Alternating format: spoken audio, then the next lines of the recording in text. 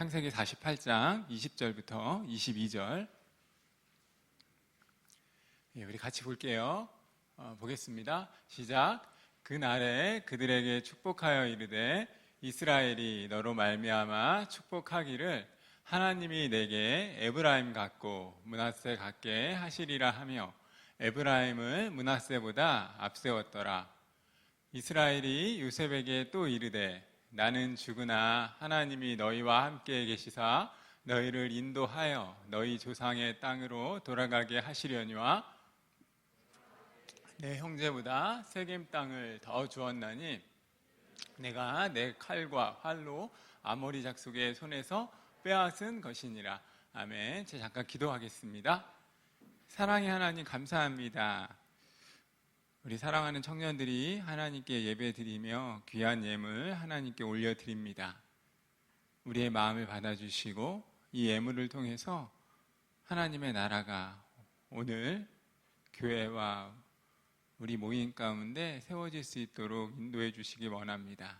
특별히 말씀 가운데 거하시는 성령 하나님을 우리가 경험할 수 있도록 인도하여 주시고 우리 삶을 통해서 하나님께만 영광 올려드릴 수 있는 귀한 청년들의 삶 될 수 있도록 인도해 주십시오. 감사함을 드리며 예수님의 이름으로 기도드립니다. 아멘.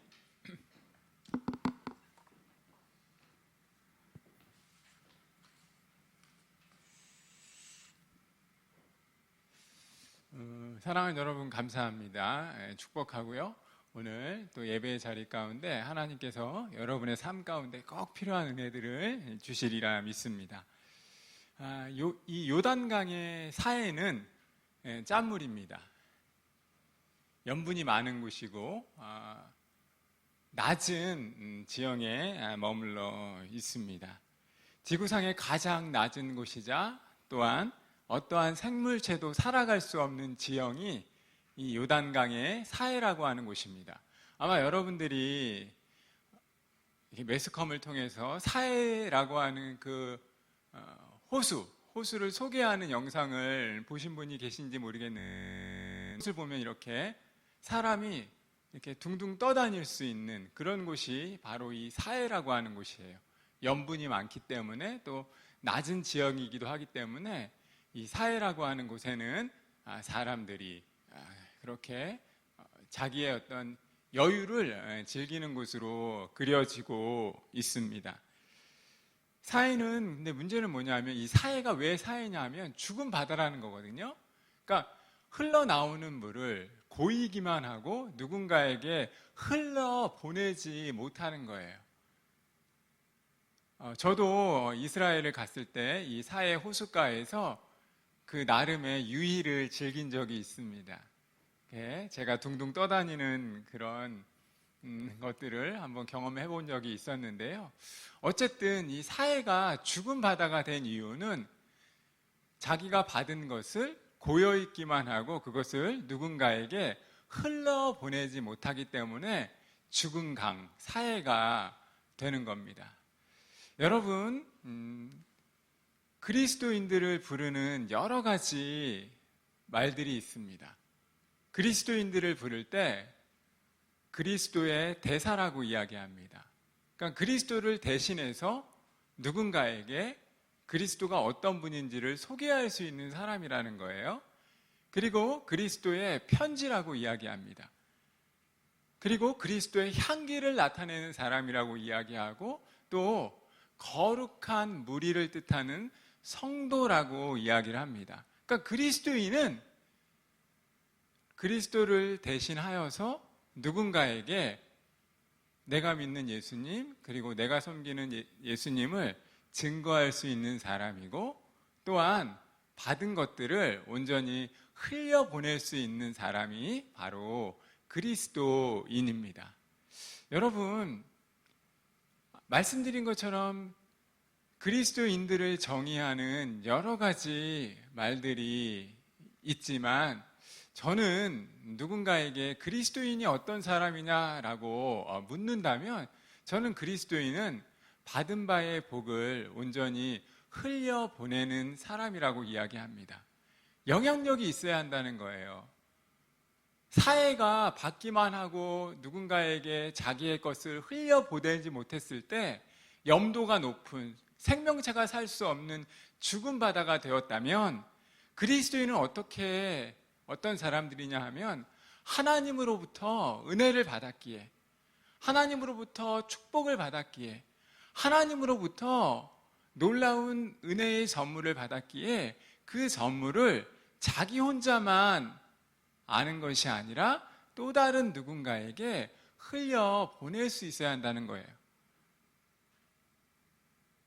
삶에서 영향력 있는 사람으로 이 땅을 살아가야 한다는 것입니다. 복의 근원이신 하나님을 알기에, 하나님으로부터 가장 좋은 것을 받았기에 그것을 기꺼이 다른 누군가를 위해서 흘려보낼 수 있는 사람, 그 사람이 바로 그리스도인입니다. 그리고 저는 저와 여러분이 이 청년의 때를 살아가면서, 지금 이 종말의 때를 살아가면서 그렇게 영향가 많은 그리스도인으로 삶을 살아가길 원합니다.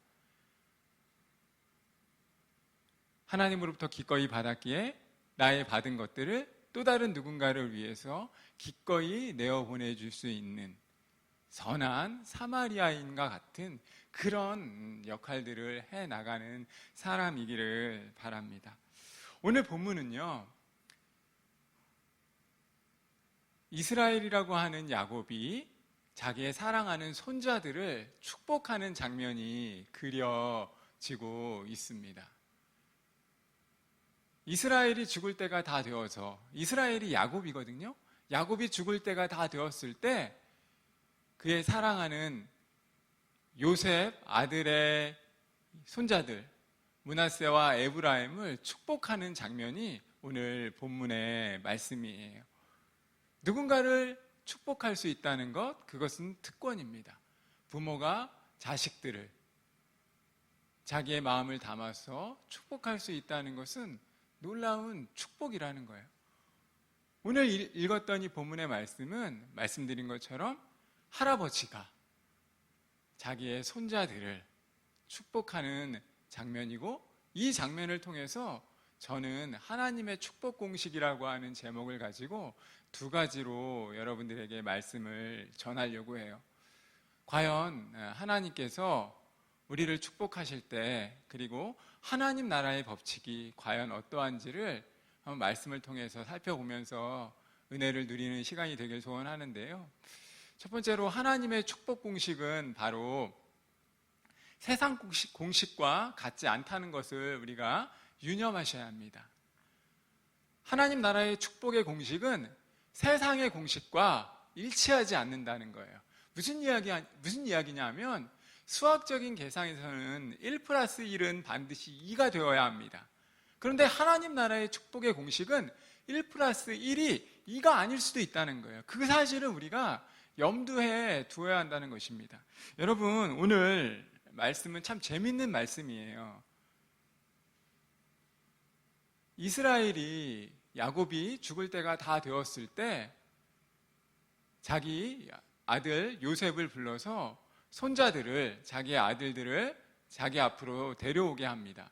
그리고 그들을 기꺼이 축복하는 장면이 오늘 본문의 말씀입니다. 그런데 되게 놀라운 사실은 뭐냐 하면 에브라임과 므낫세라고 하는 분들이 바로 요셉의 아들이었는데, 야곱은 장자를 더 많이 축복하는 게 아니라 차남을 더 많이 축복하고 있다는 것입니다.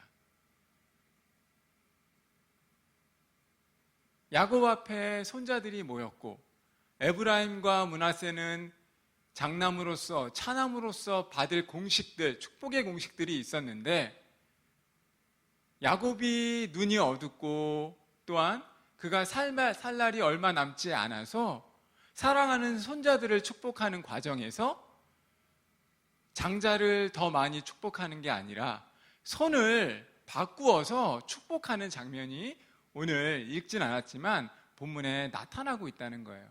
그러니까 이스라엘 백성에게 있어서 오른쪽은 장자이고 오른쪽은 가장 많은 축복을 받은 사람이고, 그리고 이스라엘 백성에게 있어서 장자가 갖는 축복은 차남의 그냥 2배가 아니라 차남의 4배 이상 아주 많은 축복을 받을 수 있는 것임에도 불구하고 이스라엘이 죽을 때가 다 되었을 때 손자들을 축복하는 과정에서 에브라임과 므낫세를 축복할 때 손을 바꾸어서 축복하고 있다는 것입니다. 그러니까 그것을 보면서, 그 모습을 보면서 아버지가 싫어하는 거예요. 아버지가 누굽니까? 바로 요셉입니다. 에브라임과 므낫세의 아버지는 요셉이거든요. 할아버지가 자기의 손자들을 축복하는 과정에서 손을 바꾸어서, 그러니까 왼손과 오른손의 위치를, 장자와 차남의 위치를 바꾸어서 축복하는 과정이 못마땅하니까 아버지 야곱이 그거를 바라보고, 아버지 요셉이 그 사실을 바라보고 아버지에게 말하는 겁니다. 아버지, 얘는 차남입니다. 얘는 장자가 아닙니다. 그러니까 오른손을 장자에게 올리시고 왼손을 차남에게 올리십시오. 이렇게 이야기하는 거예요. 그러니까 야곱이, 할아버지가 뭐라고 이야기하냐면 나도 알고 있다, 이렇게 이야기합니다. 아버지 요셉은 장자와 차남의 축복의 순서가, 손의 위치가 바뀐 거에 대해서 아버지 잘못됐습니다 라고 이야기하는 찰나에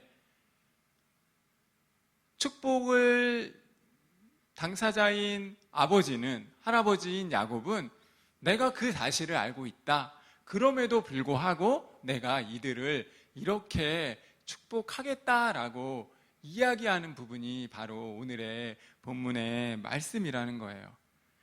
야곱의 행동이 아버지 요셉에게 바라보았을 때는 어떻게 보면 노인이 주책으로 하는 덕망스럽지 못한 실수라고 생각했는데, 정작 축복을 내려주는 할아버지 야곱은 뭐라고 하냐 하면 그것마저도 하나님의 섭리이고 하나님의 축복이다라고 이야기를 하고 있다는 것입니다. 여러분, 이 사실을 통해서 제가 여러분들에게 드리는 하나님의 축복 공식은 반드시 세상의 공식과 일치하지 않는다는 거예요. 사랑하는 여러분, 저와 여러분의 상식은 그렇습니다. 1+1은 반드시 2가 되어야 합니다. 종은 주인만 못하고 남자와 여자, 또한 노인과 아이들이 분명히 구별점을 가지고 있습니다. 우리의 이해는 하나님 나라에서도 통용되어야 하는데 하나님의 방법은 그것이 아닐 수 있다는 거예요. 차남이 더 큰 장남의 축복을 받을 수 있다는 것이 바로 하나님 나라의 공식이라고 하는 것입니다. 세상에서는, 세상을 살아갈 때는 서열을 중시하고 학벌을 중요시합니다. 어느 대학을 나왔냐, 몇 평에서 사느냐, 이런 것들이 너무나 중요한 한 사람을 평가하는 삶의 기준임에도 불구하고 하나님 나라의 공식은 반드시 그런 것이 아니다라고 하는 거예요. 세상에서는 동문과 라인을 중시하고 백도 있어야 하고 강남에 사느냐 강북에 사느냐라고 하는 것이 한 사람의 삶을 결정지을 수 있는 그런 판단 기준이다라고 이야기하는 것이 세상의 법칙이라면 하나님 나라의 공식은 반드시 그렇지 않다라고 하는 것을 오늘 본문 말씀을 통해서 우리에게 보여주고 있습니다. 우리가 다 이해할 수는 없지만 하나님 나라의 공식은 세상과는 상반될 수 있다라고 하는 것을 오늘 본문의 말씀을 통해서 우리에게 보여주고 있습니다. 하나님 나라에서는 차자임에도 불구하고, 차남임에도 불구하고 장남의 축복을 누릴 수 있고, 장자가 차자도 될 수 있으며, 세상의 공식은 상하 질서를 되게 중요시하게 여김에도 불구하고 하나님 나라의 공식은 반드시 그렇지 않다라고 하는 것입니다. 하나님 나라는 높고 낮음이 없을 뿐더러 하나님 나라는 나중된 자가 먼저 되고 먼저 된 자가 나중되는 그런 우리의 상식과는 다른 방법으로 하나님께서 일하실 수 있다는 거예요. 하나님의 축복의 공식은 세상을 이야기하는 기득권에 의해서 승부되어지는 것이 아니라 하나님의 주권과 하나님의 섭리에 의해서 결정된다라고 하는 사실을 오늘 야곱의 이 축복을, 손자들을 축복하는 장면에서 우리에게 보여주고 있다는 것입니다. 사랑하는 여러분, 하나님께서 죄 많은 저를 그리고 우리를 복음의 일꾼으로 삼아 주셨습니다. 하나님이 아니고서는 우리가 구원을 받을 수 없는데 예수 그리스도를 통해서 예수 그리스도를 믿을 때, 십자가를 온전히 믿을 때 이제 구원의 선물은 이스라엘뿐만 아니라 선민이라고 보여지는 이스라엘 사람들만이 아니라 어떻게 보면 이방인이고 어떻게 보면 너무나 낮고 낮은 우리에게도 복음이라고 하는 선물로 주어졌다라고 하는 것을 오늘 본문이 우리에게 말씀해 주고 있습니다. 누구든지 주의 이름을 부르는 자는 하나님의 자녀가 되는 놀라운 축복을 우리에게 허락하셨다라고 하는 것입니다. 세상은 패를 가르고 분열하고 상하관계를 너무나 중시하는 데 반하여 하나님 나라에서는 예수 그리스도의 이름을 부르는 자는 다 같은 형제이고 자매이다라고 하는 사실을 우리에게 말씀해 주고 있다는 것입니다. 사랑하는 여러분, 누구든지 주의 이름을 부를 때 세상에서 유명한 사람들을 교회에서도 유명하게 대한다면 그것은 어찌 보면 하나님의 방식과는 상반되는 방법을 택하는 것인지도 모릅니다. 하나님 나라의 공식은 예수 그리스도 안에서 예수 그리스도를 믿는 누구에게나 주어지는 차별 없는 평등이라고 하는 사실을 기억하시길 바랍니다. 복음 안에서 죄와 허물로 죽었던 저와 여러분을 예수 그리스도의 십자가가 살리셨고 그 예수 그리스도의 십자가를 믿는 사람이라면 그리스도 안에서 한 형제고 한 자매이고 하나님 나라의 권세를 누릴 수 있는 특권이 우리에게 주어졌다라고 하는 사실을 기억하시길 바랍니다. 사랑하는 여러분, 오늘 본문을 가만히 보시면 아버지 요셉도 할아버지인 야곱의 뜻을 온전히 이해하지 못했습니다. 그냥 노인이, 눈도 안 보이는 노인이 저질렀던 하나의 실수다라고 생각했는지도 모릅니다. 그러나 이 축복의 과정, 손자를 축복하는 그 과정 속에서도 야곱은, 아니 하나님은 하나님의 방법으로 이 일들을 감당하셨다라고 하는 것입니다. 여러분, 이 땅을 살아갈 때 저와 여러분이 반드시 기억하셔야 할 것이 있습니다. 저와 여러분이 이 땅을 살아가면서 세상의 질서를 다 이해하지 못하고 하나님의 방법을 다 해석할 수가 없습니다. 오늘 우리가 이 시간을 살아가지만 내 안에 왜 이렇게 가시가 많은지, 내 안에 왜 이렇게 상처가 많은지, 내 안에 왜 이렇게 쓴뿌리가 많은지, 그리고 언제 이것들이 해결이 될지 우리가 다 이해할 수 없는 것이 너무나 많습니다. 어려움을 만나고 때때로 더 이상 이런 시련이 없기를 원하지만 우리의 삶에 때때로 고난을 만나기도 하고 하나의 장벽을 넘어섰을 때 또 다른 장벽을 만나기도 합니다. 더 이상 내 힘으로 할 수 없는 그런 일들이 우리 안에 너무나 많이 일어납니다. 도저히 내 상식으로, 내 기준으로 이해할 수 없는 일들이, 사건들이 너무 많이 일어나는 것이 오늘 저와 여러분의 삶입니다. 그러나 그 가운데 우리가 기억할 게 있다는 거예요. 우리가 다 이해할 수 없을지라도 우리의 삶을 통해서 우리가 다 해석하지 못할지라도 하나님의 방법이 있다는 것입니다. 때때로 내 상식으로 이해할 수 없는 일들이 너무 많이 일어나지만 그 가운데 이 시련을 통해서, 이 어려움을 통해서 이끌어 가시는 하나님의 방법이 있다라고 하는 사실을 기억하시길 바랍니다.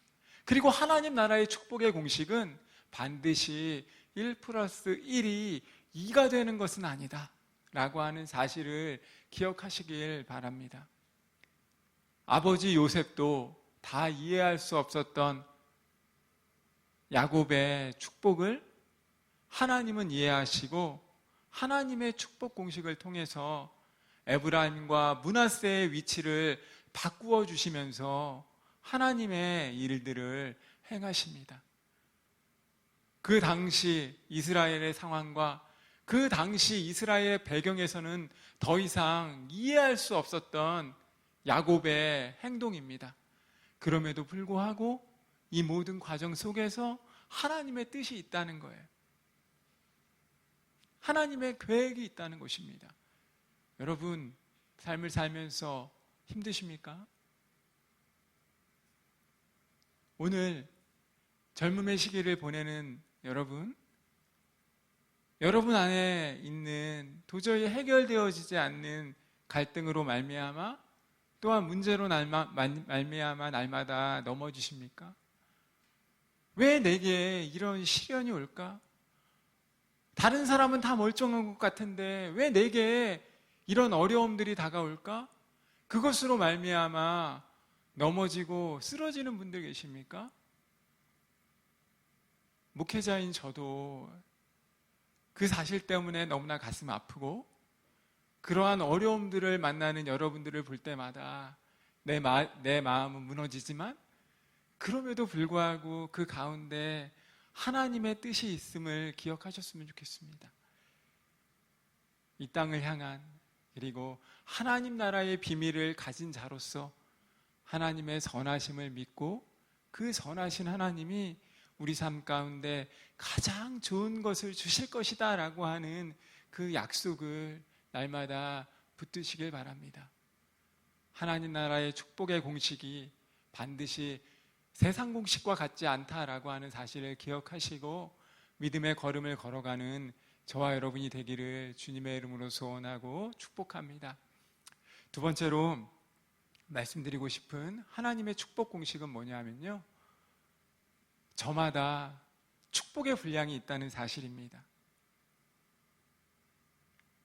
말씀드린 것처럼 야곱은 자기의 사랑하는 두 손자를 팔을 엇바꾸어서 축복합니다. 장자에게 차남의 축복을 주고 차남에게 장자의 축복을 줍니다. 아버지 요셉은 그 모습을 보면서 못마땅히 여기지만 할아버지인 축복을 내려주는 축복의 당사자인 야곱은 이 가운데도 분명히 뜻이 있다라고 말합니다. 에브라임과 므낫세를 팔을 엇바꿔서 축복하는 것에는 반드시 하나님의 뜻이 있다라고 이야기를 합니다. 여러분, 야곱은요, 사랑하는 두 손자들을 어떻게 축복하냐 하면 자기의 삶 가운데 간섭하셨던 그 하나님의 섭리를 인하여 축복합니다.